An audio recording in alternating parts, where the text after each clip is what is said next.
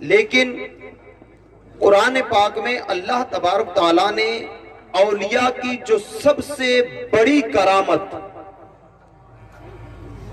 پانی پر چلنا، آگ میں بیٹھنا، ہواؤں میں اڑنا، مردے زندہ کرنا، یہ ساری کرامتیں اپنی جگہ پر ہیں۔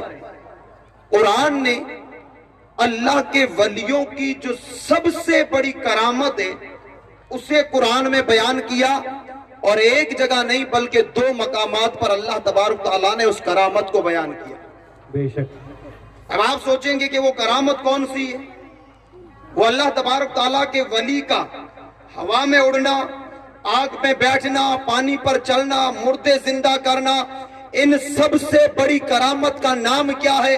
قرآن نے سب سے بڑی کرامت کسے کہا ہے؟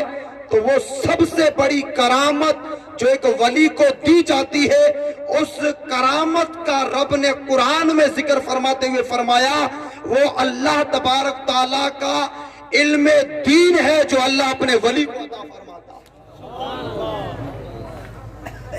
حضرت سلیمان علیہ السلام کے دربار میں بیٹھنے والے آصف بن برخیہ جو اللہ تبارک تعالیٰ کے ولی ہے، ان کی کرامت کو قرآن نے بیان کرتے ہوئے فرمایا کہ اللہ تبارک تعالیٰ نے انہیں کتاب کا علم عطا فرمایا، اور حضرت موسیٰ علیہ السلام اور حضرت خضر علیہ السلام کی جو ملاقات کی داستان قرآن پاک میں ہے، موسیٰ علیہ السلام کا حضرت خضر علیہ السلام کی بارگاہ کی طرف جو سفر کرنا ہے، اس میں بھی اشارہ ملتا ہے کہ حضرت خضر کے پاس جو سب سے بڑی کرامت تھی وہ ان کے پاس میں علم دین تھا۔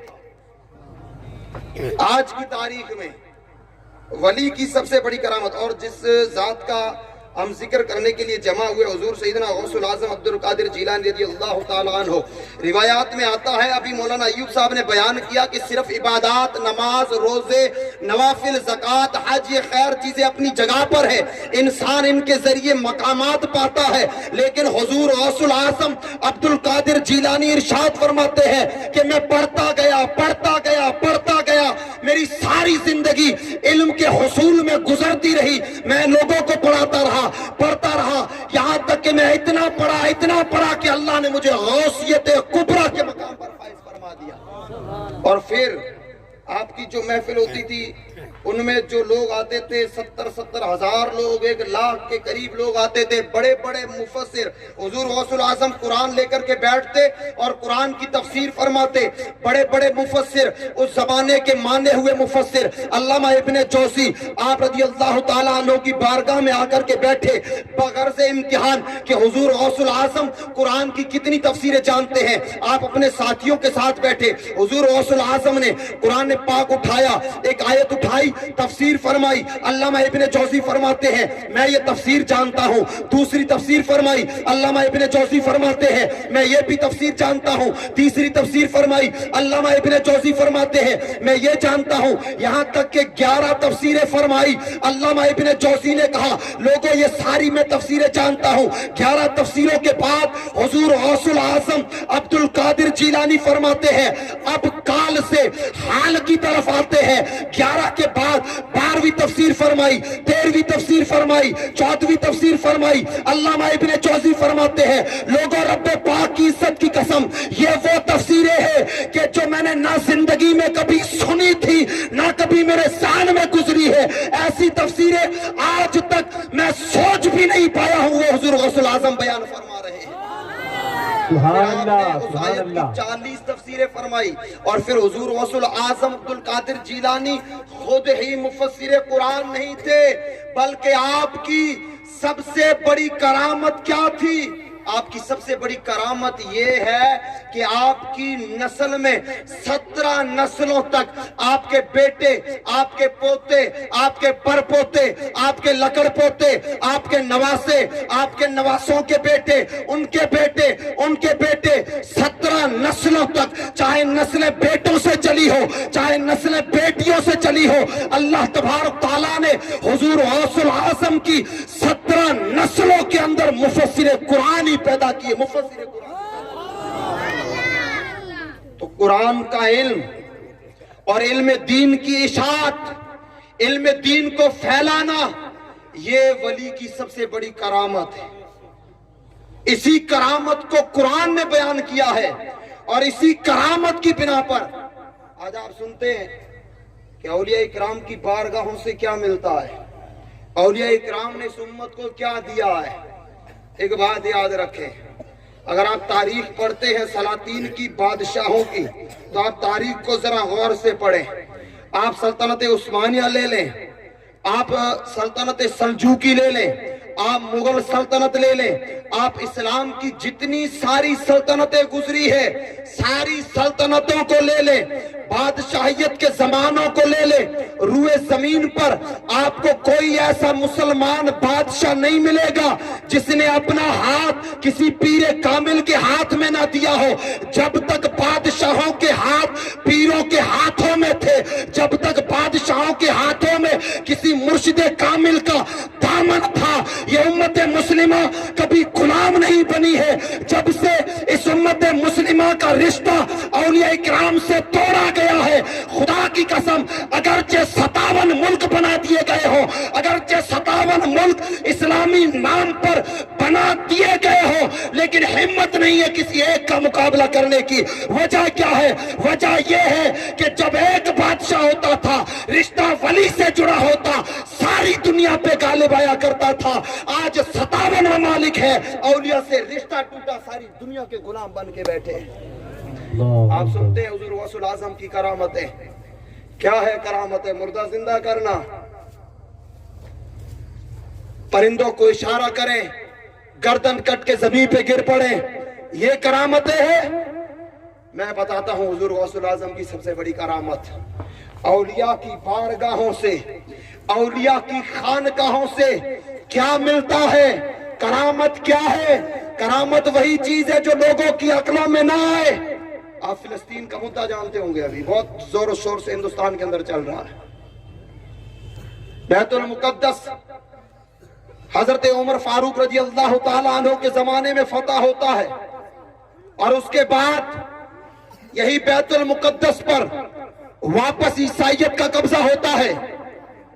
हुजूर गौसुल आजम का जमाना आया, लोग कहते हैं कि बुजुर्ग खानकाहों में बैठकर लोगों को चिल्ले करवाएं, लोगों के नफ्स को खत्म करवाएं, लोगों के दिलों को साफ करें। इस्लाम के लिए क्या कर रहे हैं? इस्लाम पर इतने सख्त तरीन हमले हो रहे हैं।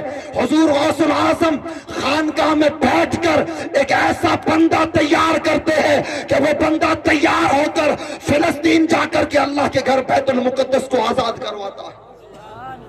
उस बंदे का नाम है सुल्तान सलाहुद्दीन अय्यूबी। वो जो फौज लेके चले थे, उस फौज में जो सिपाही थे 15,000 के करीब, वो 15,000 हुजूर गौसुल आजम अब्दुल कादिर जीलानी रदी अल्लाह ताला अन्हो के मदरसा में पढ़े हुए थे।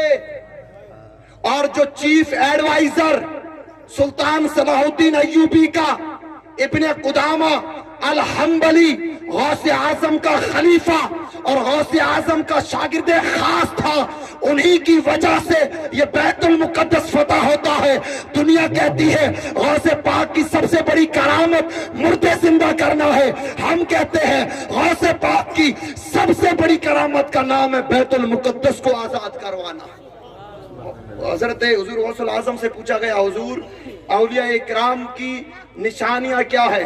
12 निशानियां बताई, उनमें से मौला कायनात की 2 खासियतें बयान फरमाई। आपने फरमाया हर अल्लाह का वली आलिम होगा, अल्लाह का वली आलिम होगा, जाहिल कभी अल्लाह का वली नहीं हो सकता है, जाहिल कभी अल्लाह का वली नहीं हो सकता है। हाँ, जिसे अल्लाह अपना वली बनाता है, इल्म की 2 किस्में हैं, इल्म कसबी, इल्म लदुन्नी।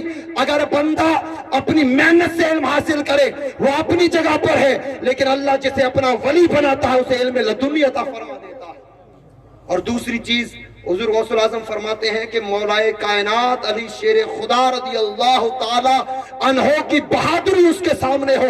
दुनिया एक तरफ खड़ी हो जाए शरीयत के मामले में, दुनिया पूरी अगर मुखालिफ हो जाए, वली की निशानी ये होगी कि मौलाए कायनात की तरह बहादुर बन करके सारी दुनिया का मुकाबला करके शरीयत की हिफाजत करेगा।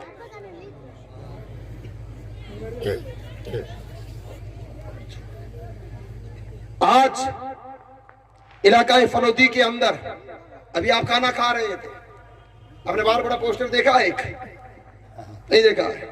ये हमारा जलसा है ना, जलसा गैर सियासी है, समझ रहे हैं? गैर सियासी, कोई पॉलिटिकल नहीं है इसमें, कोई किसी की पार्टी का सपोर्ट नहीं है, और ना हम बात कर सकते हैं। हमें किसी का मोहताज होने की जरूरत नहीं है।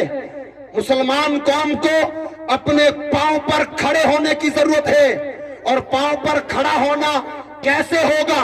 क्या कोई इंसान अपनी दौलत के जरिए, अपनी नामवरी के जरिए या किसी के पीछे चलने से खड़ा होगा? हरगिज़ खड़ा नहीं हो सकता है। किसी भी कौम को अपने पांव पर खड़ा करने के लिए उस कौम के अंदर इल्म की अलग जगानी पड़ती है, तालीम आम करना पड़ता है। उस कौम के बच्चों को डॉक्टर, इंजीनियर, आलिम, मुफ्ती बनाना पड़ता है। जिस कौम में तालीमी बेदारी आ जाए वो कौम कभी किसी की गुलाम नहीं रह सकती है। हुजूर कायदे मिल्लत पीर साहब के बिला किसी वजह की बिना पर यहाँ तशरीफ ना ला सके आपके शहजादाए कबीर हजरत सैयद मौलाना सैयद गुलाम मासूम शाह जिलानी मद्दजुल आली व नूरानी यहाँ जलवाबार है।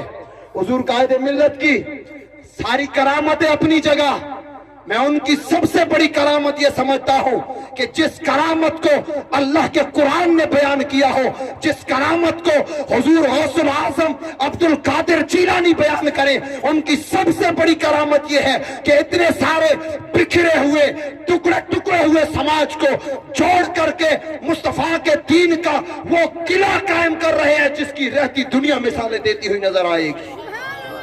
और बेहमदही ताला वो जो 25 करोड़ का हमारा प्रोजेक्ट है जामिया फैजान जिला, वो हाफिज मिल्लत एजुकेशनल ट्रस्ट जो किचन के अंदर बन रहा है, 22 मार्च 2022 को जिसकी संगे बुनियाद रखी गई थी, आज अल्लाह तबारक ताला के फजल करम से स्कूल और मदरसा की 2 मंजिलों की छतें भरी जा चुकी है।